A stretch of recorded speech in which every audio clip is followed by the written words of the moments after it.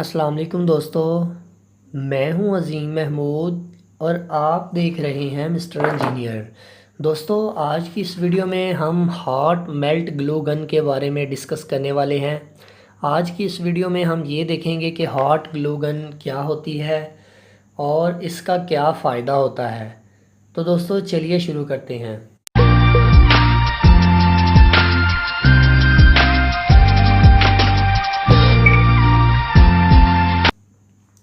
जी तो दोस्तों, जैसा कि आप लोग ये देख सकते हैं कि हमारे सामने एक हॉट ग्लू गन पड़ी हुई है।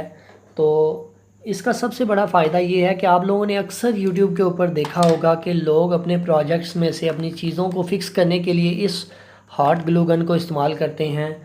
तो इसका सबसे बड़ा फ़ायदा ये है कि अगर आपने कोई भी चीज़ कहीं पर भी चिपकानी हो तो इसके साथ आप इसे चिपका सकते हैं। तो इसे बड़ी ही आसानी के साथ आप किसी भी चीज़ को इस तरह से बैटरीज़ के ऊपर, मोटर्स को या कहीं पर भी इसे इस्तेमाल कर सकते हैं। तो चलें इसे खोल लेते हैं। तो यहाँ पर मैं आप लोगों को ये बताता चलूँ कि ये 100 वाट की है, यानी कि मैक्सिमम पावर जो इसकी है वो 100 वाट कंज्यूम करती है। आप यूँ समझ लें कि ये एक 100 वाट का काविया ही है।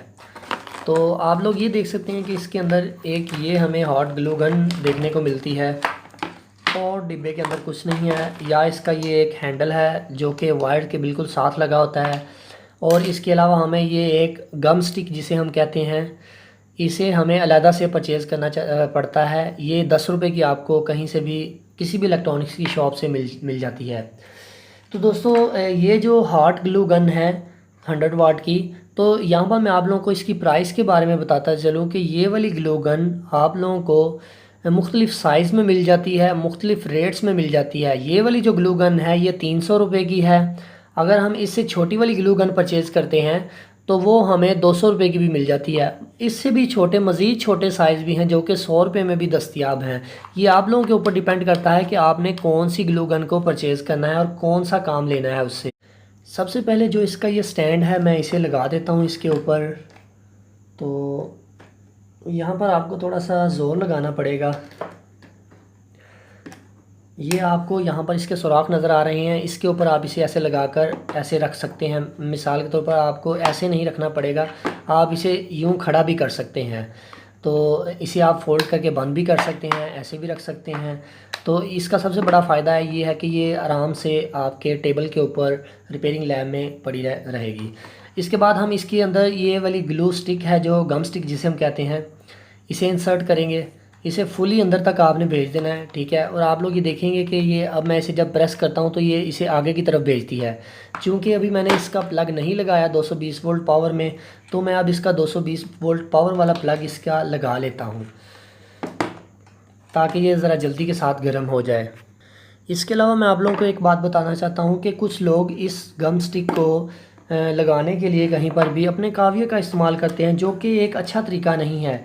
इसके साथ सबसे बड़ा नुकसान ये होता है कि आपके जो काविये की जो बिट होती है ये ख़राब हो जाती है, ब्लैक हो जाती है। उस वजह से ये टांका ठीक तरह से नहीं लगा पाती। ये आप लोग देख सकते हैं कि मेल्ट तो होगी, इसके साथ मेल्ट तो हो रही है, मगर मसला ये है कि धुआं बहुत ज़्यादा होता है इसके साथ। और दूसरे नंबर पर आपकी जो काविये की बिट है वो ख़राब हो जाती है। इसलिए मैं आपको हरगिज़ ये रिकमेंड नहीं करूँगा कि आप इसे अपने काविये के साथ इस्तेमाल करें, क्योंकि उससे आपका लॉस होगा। तो इसके लिए सबसे बेहतर चीज़ जो है ये वाली ग्लू गन है। तो मैं ज़रा इसको दोबारा से इसके अंदर इंसर्ट कर देता हूँ और हम वेट करते हैं कि जल्दी से ये गर्म होती है, फिर हम इसे इस्तेमाल करना सीखेंगे।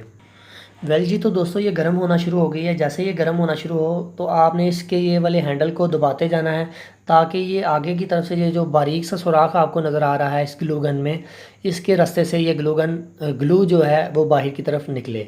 यहाँ पर इसका एक हीटर लगा होता है, एलिमेंट लगा होता है, जो इसको इस लोहे को हीट प्रोवाइड करता है। जब ये गम स्टिक इसके अंदर जाती है तो वो पिघलना शुरू हो जाती है। जब आप इसको मज़ीद प्रेस करते हैं तो वो इस तरह से बाहर निकलना शुरू हो जाती है।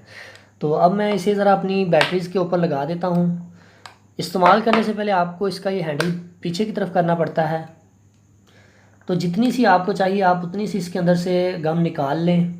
गम को निकालने के बाद आपने जो चीज़ इसके ऊपर लगानी है उसे ऐसे बड़ी ही आसानी के साथ आप लोग फिक्स कर दें और वेट करें 1 से 2 मिनट के लिए कि ये सूख जाए, या इसे पंखे के आगे रख दें।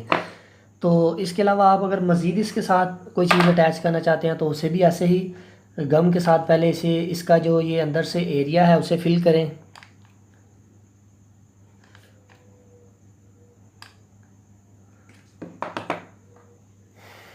फिल करने के बाद आप लोगों ने दूसरी मोटर को भी ऐसे ही इसके साथ लगा देना है।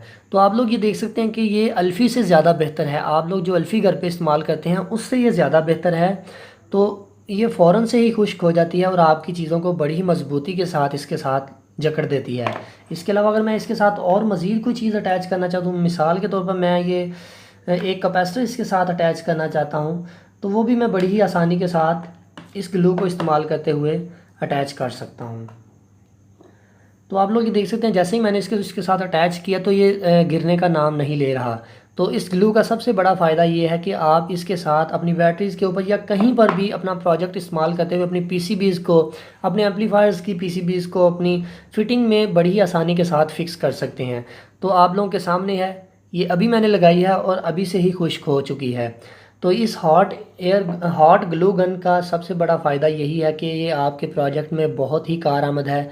तो अगर आप भी अपने घर में ऐसी चीज़ें रिपेयर करते हैं तो मैं आप लोगों को यही रिकमेंड करूँगा कि आप लोग इस हॉट ग्लू गन को ज़रूर परचेज़ करें।